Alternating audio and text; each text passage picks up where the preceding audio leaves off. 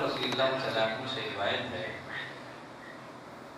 نبی کریم صلی اللہ علیہ وسلم نے فرمایا اذا سمعتم الاقامة فامشوا الى الصلاة وعليكم بالسکینة والوقار، جب تم اقامت سن لو نماز کے لیے اس طرح چل کے آؤ کہ تم پر سکون اور وقار ہو، ولا تسرعوا، جلدی مت کرو، فما ادرکتم فصلوا وما فاتکم فاتموا، جتنی نماز مل جائے پڑھ لو اور جو رہ جائے اسے بعد میں پورا کر لو۔ اور ایک روایت میں نبی کریم صلی اللہ علیہ وسلم نے فرمایا اذا اطیتم الصلاة فعلیکم بالسکینہ، جب تم نماز کے لیے آؤ تو سکون اور اطمینان سے آؤ۔ تو نماز کے لیے دوڑتے ہوئے آنا یہ درست نہیں ہے۔ آپ نے فرمایا جب تم نماز کے لیے آؤ تو پورے سکون کے ساتھ آؤ، وقار کے ساتھ آؤ، بھاگتے ہوئے مت آؤ۔ دوسری غلطی، کچی پیاز یا لہسن کھا کر مسجد میں آنا۔ جابر بن عبداللہ رضی اللہ تعالیٰ عنہ فرماتے ہیں نبی کریم صلی اللہ علیہ وسلم نے فرمایا من اکل صوما او بصلا،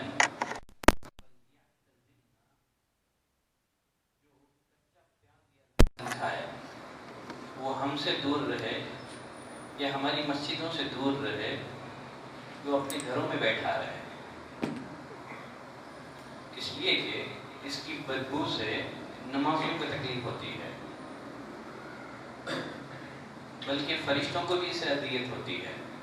اور ایک حدیث میں نبی کریم صلی اللہ علیہ وسلم نے فرمایا فإن الملائکۃ تتأذى مما يتأذى به الانس، فرشتوں کو بھی ان چیزوں سے تکلیف ہوتی ہے جن چیزوں سے انسانوں کو تکلیف ہوتی ہے۔ پیاز اور لہسن یہ حرام نہیں ہے، حلال ہے۔ اگر حلال چیزوں کی بدبو سے اگر مصلیوں کو تکلیف ہو تو کھا کر آنا منع ہے۔ تو بھلا وہ لوگ جو بیڑی سگریٹ تمباکو کھا کر کے مسجد میں آ کر کے نماز کو تکلیف پہنچاتے ہیں، وہ شریعت کی نظر میں کتنے بڑے مجرم ہوں گے۔ حالانکہ پیاز لہسن یہ حلال ہے، حرام نہیں ہے۔ جب اس کی بدبو سے نمازیوں کو تکلیف ہوتی ہے تو پھر حرام چیزوں سے فرشتوں کو اور نمازیوں کو کتنی تکلیف ہوتی ہے۔ نمبر 3، مسجد جاتے ہوئے تشبیہ کرنا۔ مسجد جاتے ہوئے تشبیہ کرنا، تشبیہ کا مطلب ایک ہاتھ کی انگلیوں کو دوسرے ہاتھ کی انگلیوں میں ڈالنا، ایک ہاتھ کی انگلیوں کو دوسرے ہاتھ کی انگلیوں میں ڈالنا، اس کو کیا کہا جاتا ہے؟ تشبیہ کہا جاتا ہے۔ اس بارے میں 2 طرح کی روایتیں ہیں۔ کچھ روایتوں میں نبی کریم صلی اللہ علیہ وسلم نے تشبیہ سے سختی سے منع کیا ہے، روکا ہے۔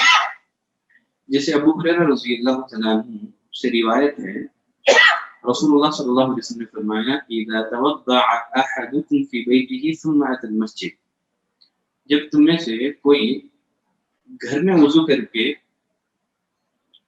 مسجد کی طرف نکلے فلا يقل هكذا، اس طرح نہ کرے، وشبك بين اصابعه، آپ صلی اللہ علیہ وسلم نے ایک ہاتھ کی انگلیوں کو دوسرے ہاتھ کی انگلیوں میں ڈال کر آپ نے بتایا کہ ایسے مت کرو۔ اور ایک کعب بن عجرہ رضی اللہ تعالیٰ عنہ کی روایت جو کہ سنن نبی داؤد کے اندر ہے، وہ فرماتے ہیں نبی کریم صلی اللہ علیہ وسلم نے فرمایا اذا توضع احدكم فاحسن وضوءه، جب تم میں سے کوئی شخص اچھی طرح وضو کرے ثم خرج عامدا الى الصلاة، پھر نماز کے ارادے سے نکلے۔ اگر آدمی نماز کی ارادے سے مسجد جا رہا ہو تو تشبیہ اس کے لیے ناجائز ہے، لیکن نماز کا ارادہ نہ ہو، میٹنگ میں شرکت کرنا ہو یا کسی اور ارادے سے اگر آدمی مسجد کا رخ کرے تب ایسے سلسلے میں تشبیہ اس آدمی کے لیے منع نہیں ہے، کیونکہ آپ نے فرمایا اذا توضع احدکم، جب تم میں سے کوئی अच्छी तरह से वुज़ू ثم خرج عامدا الى الصلاة फिर नमाज के इरादे से निकले फला युशब्बिकन करे फइन्नहु फी सलातिन इसलिए कि वो भी नमाज ही में होता है। यकीनन जो आदमी नमाज के इरादे से निकलता है गोया वो आदमी नमाज ही में है। तो ये जो दो रिवायतें हैं इन दो रिवायतों से पता चलता है कि तशबीक ये जायज नहीं है। बाकी हमारे पास और एक रिवायत है अबू हुरैरा रज़ियल्लाहु तआला अन्हु की। वो फरमाते हैं नबी करीम सल्लल्लाहु अलैहि वसल्लम ने एक दफा ज़ोहर या असर की सलात 4 के बजाय 2 रकात आपने पढ़ाई। सलात से फारिग होने के बाद आप एक लकड़ी से टेक लगाए हुए खड़े हो गए तो गुस्से के आसार आपके चेहरे से नुमायां थे। आप सल्लल्लाहु अलैहि वसल्लम ने अपना दायां हाथ अपने बाएं हाथ पर रख करके तजबीक किए हुए थे। इस तरह रखे हुए थे कि आपके दाएं हाथ की उंगलियां बाएं हाथ की उंगलियों में थे। ये मशहूर मारूफ रिवायत है। कुछ लोग ये कहते हुए मस्जिद से निकल गए कि नमाज कम कर दी गई, कोई हिम्मत नहीं हुई आगे बढ़कर नबी सल्लल्लाहु अलैहि वसल्लम से पूछने की क्या हुई बात। एक सहाबी जिनको ज़ुल्यदैन कहा जाता है इन्होंने हिम्मत करके नबी करीम सल्लल्लाहु अलैहि वसल्लम से पूछ लिया अल्लाह के रसूल क्या बात है, आप भूल गए हैं ये नमाज सलात कम कर दी गई। आगे बढ़ा दोनों बातें नहीं आपको बताया गया नहीं अल्लाह के रसूल आपने 2 ही रकात पढ़ाई पूछ लिया। फिर आप सल्लल्लाहु अलैहि वसल्लम ने मजीद 2 रकात पढ़ाई और सलाम करने के बाद आपने 2 सजदे शुरू किए। तो इस रिवायत में सलात से फारिग होने के बाद तशबीह का तज़किरा मौजूद है और 2 रिवायतें मैंने पेश की इसमें नबी करीम सल्लल्लाहु अलैहि वसल्लम ने तशबीह से मना कर दिया है। मतलब इन दोनों रिवायतों में क्या है, टकराव है। सही बात यह है कि इन दोनों में कोई टकराव नहीं है। जो आदमी घर से नमाज के इरादे से निकले या मस्जिद में नमाज के इंतजार में बैठा हुआ हो तो उसके लिए तशबीह जायज नहीं है। तशबीह का मतलब एक हाथ की उंगलियों को दूसरे हाथ की उंगलियों में डालना जायज नहीं है। हाँ, फर्ज सलात से फारिग होने के बाद आदमी मस्जिद में बैठा हुआ है तब उसके लिए तशबीह की ममानियत नहीं है। रसूलुल्लाह सल्लल्लाहु अलैहि वसल्लम अपने तौर पर समझ रहे थे कि आप मुकम्मल सलात पढ़ाई तो नमाज मुकम्मल हो गई, आदमी की फर्ज सलात से फारिग हो गया, नमाज के इंतजार में भी बैठा हुआ नहीं, तब उसके लिए तशबीह की ममानियत नहीं है। अगर सलात के बाद तशबीह की जाए तो ये जायज है, मना नहीं है। लेकिन आदमी मस्जिद में नमाज के इंतजार में बैठा हुआ हो या घर से नमाज की अदायगी के लिए निकले तो उसके लिए तशबीह जायज है।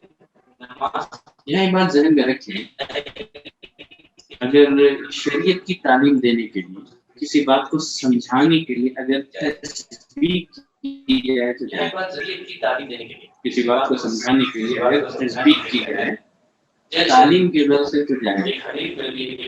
जैसे एक हदीस में नबी करीम सल्लल्लाहु अलैहि वसल्लम ने कल बुनियाद एक मोमिन दूसरे मोमिन के लिए इमारत की हैसियत रखता है, उसका एक हिस्सा दूसरे हिस्से को मजबूती अदा करता है। फिर आपने क्या किया, समझाने के लिए एक हाथ की उंगलियों को दूसरे हाथ की उंगलियों में डाल करके आपने इसको समझाया। इस तरह एक मुसलमान दूसरे मुसलमान को तक़वियत पहुंचाता है। तो एक गलती ये है कि जब आदमी घर से वुज़ू करके नमाज के इरादे से निकले तो तशबीह करे।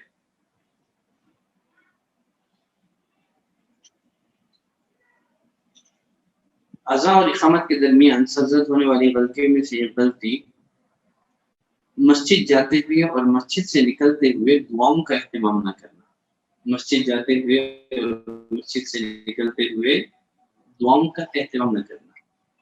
सही मुस्लिम की रिवायत है, नबी करीम सल्लल्लाहु अलैहि वसल्लम फरमाया इज़ा दखला अहदुकुमुल मस्जिद फल्यकुल अल्लाहुम्मा अफ्तह ली अबवाब रहमतिक। जब तुम में कोई मस्जिद में दाखिल हो तो वो ये दुआ पढ़े। कौन सी? अल्लाहुम्मा अफ्तह ली अबवाब रहमतिक। व इज़ा खरजा, जब मस्जिद से निकले फल्यकुल, ये दुआ पढ़े अल्लाहुम्मा इन्नी अस्अलुका من فضلक अल्लाहुम्मा इन्नी असअलुका मिन फضलिक। और बाज़ हदीस की किताबों में ये दुआ मज़ीद ज़ियादतियों के साथ भी आई है, जैसे अऊज़ु बिल्लाहिल अज़ीम व बिवजहिल करीम व सुल्तानिल क़दीम मिनश शैतानिर रजीम बिस्मिल्लाह वस्सलातु वस्सलामु अला रसूलिल्लाह अल्लाहुम्मा इफ्तह ली अब्वाबा रहमतिक। और मस्जिद से निकलते हुए बिस्मिल्लाह वस्सलातु वस्सलामु अला रसूलिल्लाह अल्लाहुम्मा इन्नी अस्अलुका मिन फज़लिक। और बाद रिवायतों में अल्लाहुम्मा अहसिमनी मिनश शैतानिर रजीम। अल्लाहुम्मा अहसिमनी कौन पढ़ रहा है? अल्लाहुम्मा अहसिमनी मिनश शैतानिर रजीम। तो बाज़ हदीस की किताबों में इसका भी इज़ाफ़ा मौजूद है। अज़ान और इक़ामत के दरमियान सरज़द होने वाली गलतियों में से एक गलती तहियतुल मस्जिद का एहतमाम न करना भी है। तहियतुल मस्जिद का एहतमाम न करना भी है। नबी करीम सल्लल्लाहु अलैहि वसल्लम ने फरमाया इज़ा दख़ल अहदुकुमुल मस्जिद फल्यरका रकअतैन क़ब्ल अन यजलिसा। जब तुम में से कोई मस्जिद में दाखिल हो तो बैठने से पहले 2 रकात पढ़ लें। तहियतुल मस्जिद का हुक्म क्या है? क्या तहियतुल मस्जिद वाजिब है? तर्क कर दे तो क्या वो गुनहगार होगा? तो तहियतुल मस्जिद ये सुन्नत मुअक्कदा है, ये वाजिब नहीं है, फर्ज नहीं है, इसका तारीक गुनहगार नहीं है।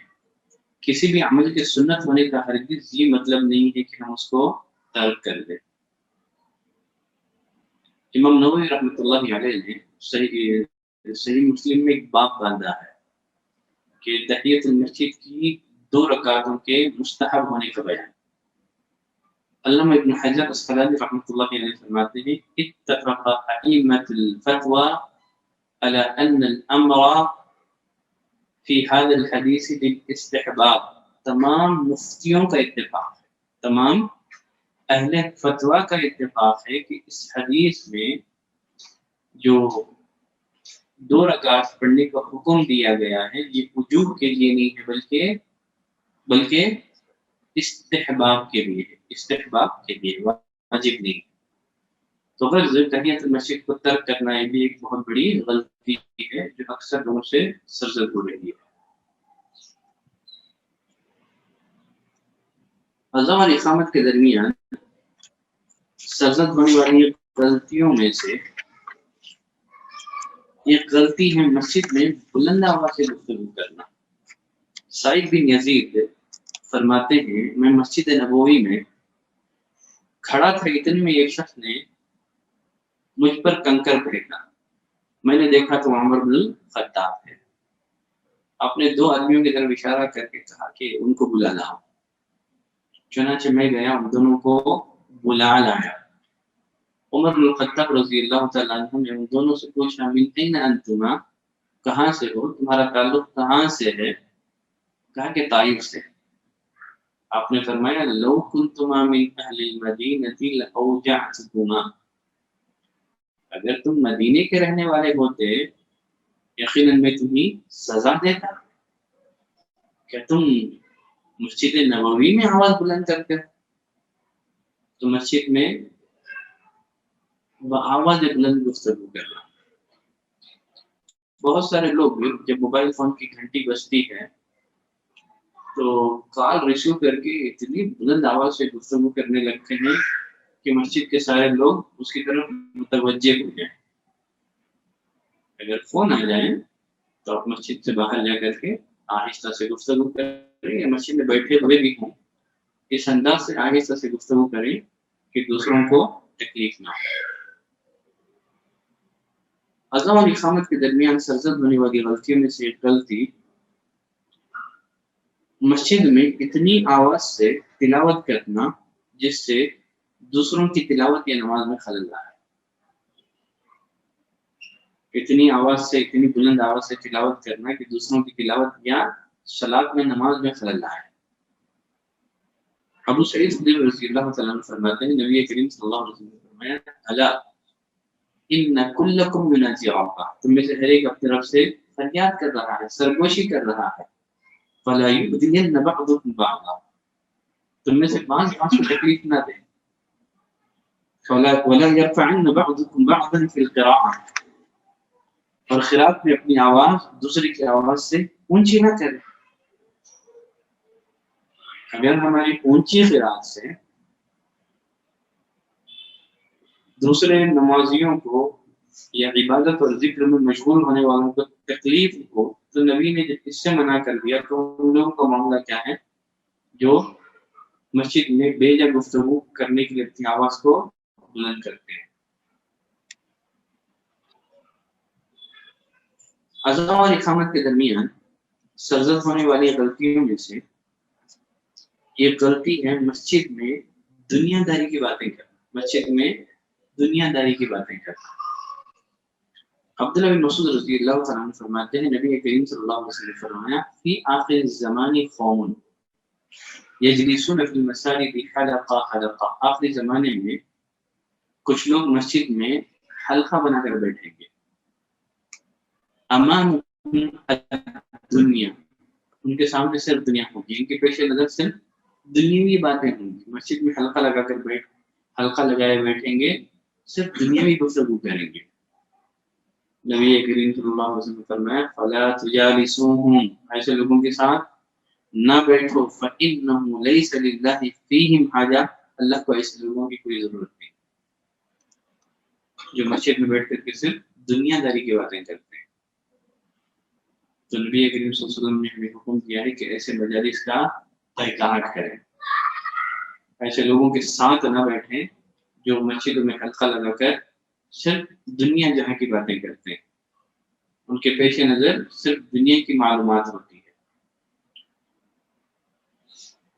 اذان اور اقامت کے درمیان سرزد ہونے والی غلطی میں سے غلطی مسجد میں خرید و فروخت کرنا ہے یا مسجد میں گمشدہ چیز کا اعلان کرنا ہے۔ ابو ہریرہ رضی اللہ تعالیٰ عنہ فرماتے ہیں نبی کریم صلی اللہ علیہ وسلم نے فرمایا اذا رأيتم من يبيع او يبتاع في المسجد، جب تم کسی کو مسجد میں خرید و فروخت کرتے ہوئے دیکھو تو کہہ دو لا اربح اللہ تجارتک، اللہ تجھے تجارت میں نفع نہ دے۔ پھر فرمایا جب تم کسی کو مسجد کے لیے سنو کہہ دو لا رد اللہ علیک، اللہ تجھے کبھی وہ چیز واپس نہ دے۔ تو مسجد میں گمشدہ چیز کا اعلان کرنا بھی ہے اور پھر اسی طرح مسجد میں خرید و فروخت کرنا بھی ہے۔ تو مسجد اس لیے بنائی گئی ہے کہ تاکہ لوگ مسجد میں بیٹھ کر کے اللہ سے اپنا تعلق قائم کریں، نہ کہ دنیا سے، نہ کہ مخلوقات سے۔ مسجد اللہ سے تعلق قائم کرنے کی جگہ ہے۔ یہاں ایک مسئلہ یہ رہ جاتا ہے مسجد میں میت کا اعلان کرنا کیسا ہے، مسجد میں میت کا اعلان کرنا کیسا ہے۔ اس بارے میں دو طرح کی روایتیں ہیں، یا دوسرے الفاظ میں لوگوں کو میت کی اطلاع دینا، ٹھیک ہے، مسجد کے علاوہ لوگوں کو میت کی اطلاع دینا، اس کا کیا حکم ہے۔ اس بارے میں دو طرح کی روایتیں ہیں۔ کچھ روایتوں سے پتہ چلتا ہے کہ لوگوں کو میت کی اطلاع دینا یا اعلان کرنا یہ ناجائز ہے۔ سنن ترمذی میں حذیفہ بن یمان رضی اللہ تعالیٰ عنہ کا قول مذکور ہے اذا مت فلا تبدوا لي احدا، جب میں مر جاؤں تو میرے مرنے کا اعلان نہ کرو، جب میں مر جاؤں میرے مرنے کا اعلان نہ کرو، انی اخاف ان یکون نعیا، میں ڈرتا ہوں کہ کہیں یہ نعی نہ ہو جائے۔ کیوں؟ میں نے نبی کریم صلی اللہ علیہ وسلم کو نعی سے منع کرتے ہوئے سنا ہے، سمعت رسول اللہ صلی اللہ علیہ وسلم ینہی عن النعی، میں نے نبی کریم صلی اللہ علیہ وسلم کو نعی سے منع کرتے ہوئے سنا ہے۔ نعی کیا ہے؟ کسی کی وفات کے بعد، کسی کے انتقال کے بعد اس کے وفات کی خبر دینا، اعلان کرنا، اس کو کیا کہتے ہیں؟ نعی کہتے ہیں۔ اسی لیے انہوں نے کہا کہ جب میں مر جاؤں تو لوگوں کو میرے وفات کی خبر نہ دینا، اعلان نہ کرنا، اس کو نعی کہا جاتا ہے۔ تو اس سے پتہ چلتا ہے کہ یہ نعی کیا ہے، اعلان کرنا یہ سب ناجائز ہے۔ لیکن کچھ روایتوں سے پتہ چلتا ہے کہ نعی یہ جائز ہے، کسی کے آدمی کی وفات کی لوگوں کو اطلاع دینا یہ جائز ہے۔ صحیح بخاری کی روایت ہے، نعى لنا رسول الله صلی اللہ علیہ وسلم النجاشی صاحب الحبشة یوم الذي مات فيه، نبی کریم صلی اللہ علیہ وسلم نے ہمیں حبشہ کی وفات کی خبر دی اسی دن جس دن اس کا انتقال ہوا تھا۔ یہاں حدیث کے الفاظ ہیں نعى لنا رسول اللہ صلی اللہ علیہ وسلم نے ہمیں حبشہ کے بادشاہ کی وفات کی خبر دی اسی دن جس دن اس کا انتقال ہوا تھا۔ تو نعی کے سلسلے میں جو روایتیں آئی ہیں ان تمام روایتوں کو جمع کر کے اہل علم فرماتے ہیں کسی کی وفات کی خبر دینا یا اعلان کرنا اس کی 3 قسمیں ہیں۔ نمبر 1 حرام، نمبر 2 مکروہ، نمبر 3 جائز۔ کتنی قسمیں ہیں نعی کی؟ 3 قسمیں ہیں، حرام، مکروہ، جائز۔ حرام نعی کیا ہے؟ حرام نعی یہ ہے کہ اہل جاہلیت کی طرح عوامی محفلوں میں میت کی خوبیاں اور اس کی حسب و نسب کا ذکر کیا جائے اور ساتھ ہی اس میں جزا اور سزا بھی شامل ہے، میت کی خوبیوں کا تذکرہ کرنا اور اس کی حسب اور نسب کا ذکر کرنا فخریہ انداز میں، یہ کیا ہے؟ یہ حرام ہے۔ نمبر 2 مکروہ، کسی آدمی کی وفات کی خبر بلند آوازیں لگا کر دینا، جیسے لاؤڈ اسپیکر دے دیا، بلند آواز سے دینا، یہ کیا ہے؟ یہ اہل علم نے اس کو مکروہ کہا ہے۔ جائز صورت یہ ہے کہ آواز کیے بغیر لوگوں کو کسی کی وفات کی خبر دینا تاکہ لوگ اس کے جنازے میں شریک ہو سکیں، یہ کیا ہے؟ یہ جائز ہے۔ تو ساری روایتوں کو جمع کرنے سے نعی کی کتنی قسمیں ہیں؟ 3 قسمیں۔ ایک ہے حرام، جاہلیت کی طرح عوامی محفلوں میں میت کی خوبیوں کا اور اس کے حسب و نسب کا تذکرہ کرنا اور ساتھ ہی اس میں جزا اور سزا بھی شامل ہو۔ نمبر 2 مکروہ، مکروہ کب ہوگا؟ گرچہ اس میں جزا اور سزا شامل نہیں ہے، نہ میت کی خوبیاں بیان کی جا رہی ہیں، نہ اس کے حسب و نسب کا تذکرہ ہوا ہے، بلکہ آواز بلند کر کے کسی آدمی کے وفات کی خبر دی جا رہی ہے، یہ نعی جو ہے یہ مکروہ ہے۔ نمبر 3 جائز، لوگوں کو آہستہ سے کسی آدمی کے وفات کی خبر دینا تاکہ لوگ اس کے جنازے میں شریک ہو سکے، اس لیے کہ جنازے میں لوگوں کی جتنی تعداد زیادہ ہوگی میت کو اتنا ہی فائدہ ہوگا، اس لیے کہ نبی کریم صلی اللہ علیہ وسلم نے فرمایا کہ امام مسلمین یموت فیقوم علی جنازته 40 رجلا لا یشرکون باللہ شیئا، اگر کسی مسلمان کا انتقال ہو جائے اور اس کے جنازے میں 40 ایسے لوگ شریک ہو جائیں جنہوں نے اللہ کے ساتھ کسی کو شریک نہ کیا ہو تو اللہ ان کی سفارش سے میت کی مغفرت کر دیتا ہے۔ تو دعا کرنے کا مطلب کیا ہے؟ گویا ہم سفارش کر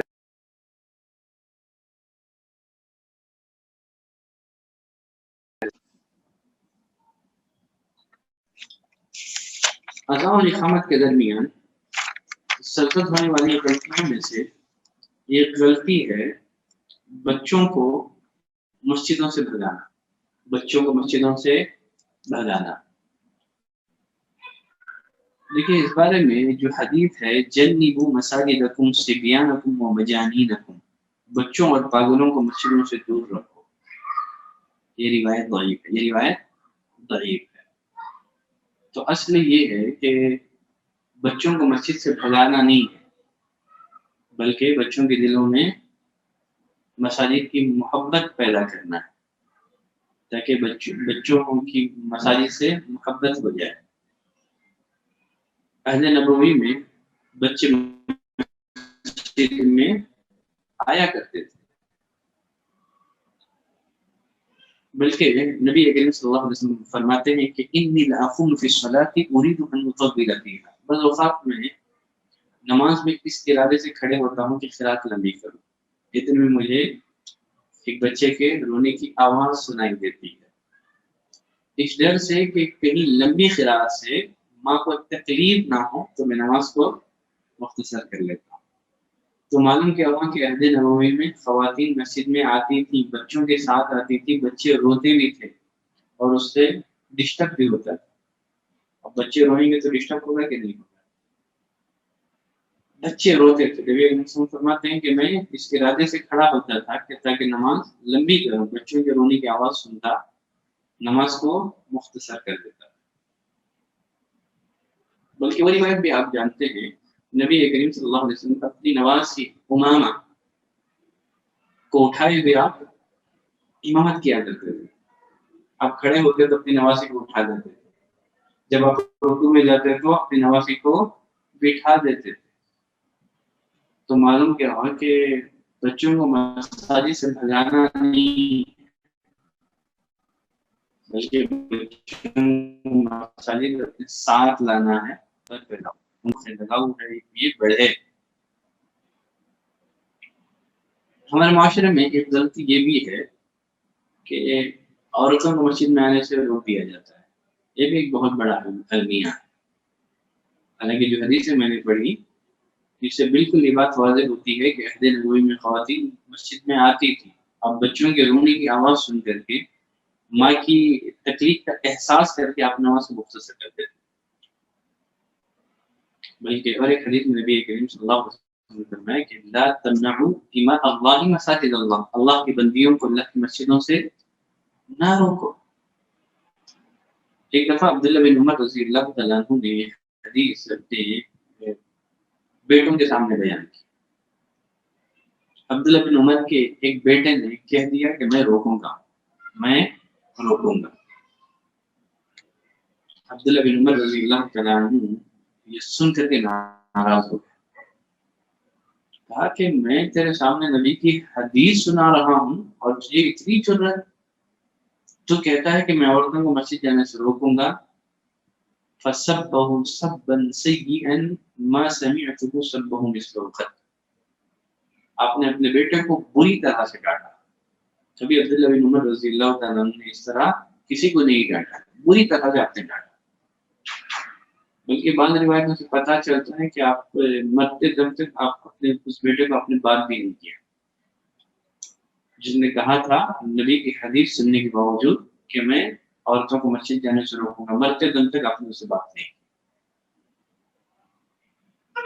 تو شرعی سبب کے تحت کسی سے بات چھوڑا جا سکتا ہے، کسی شرعی سبب کے تحت بات چھوڑا جا سکتا ہے، بغیر شرعی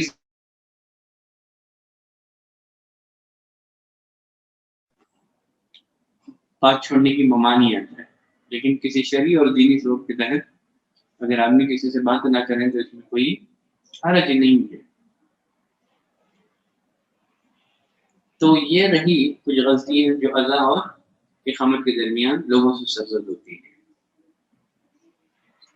انشاءاللہ اگلے درس میں اقامت اور تکبیر تحریمہ کے درمیان جو غلطیاں سرزد ہوتی ہیں، اقامت اور تکبیر تحریمہ کے درمیان، ویسے اگر میں اس موضوع کا اگر آغاز کروں تو پھر سے بات طویل ہو جائے، کافی وقت نکل جائے، تو اسی لیے اس موضوع کو ہم اگلے جمعے کے لیے رکھتے ہیں، اور خاص کر صفوں کے معاملے میں، صفوں کی عدم درستگی اور صفوں کے معاملے میں بہت ساری غفلتیں اور لاپرواہیاں ہمارے معاشرے میں پائی جاتی ہیں۔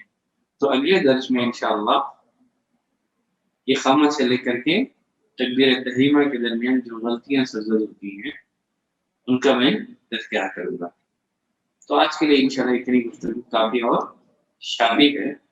اگر کسی موضوع سے ریلیٹڈ کسی کے پاس اگر کوئی سوال ہو تو وہ پوچھ سکتے ہیں۔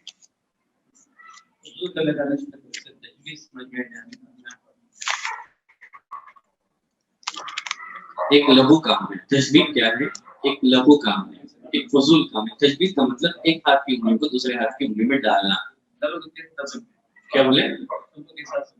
نہیں، آپ کا ایسا کیا گھر سے وضو کر کے آپ نکلے تو آپ نے کیا کر دیا، تشبیہ کر دی، کھڑے ہوئے تھے کسی سے بات کرنے کے لیے، تشبیہ کر دی، ٹھیک ہے، چلتے ہوئے آپ نے تشبیہ کر دی، یہ سب نہیں کرنا ہے، ایک لغو کام ہے، ایک فضول کام ہے، اس لیے کہ جب آدمی وضو کر کے نماز کے ارادے سے نکل گیا تو گویا وہ نماز ہی کے حکم ہے، وہ نماز ہی کے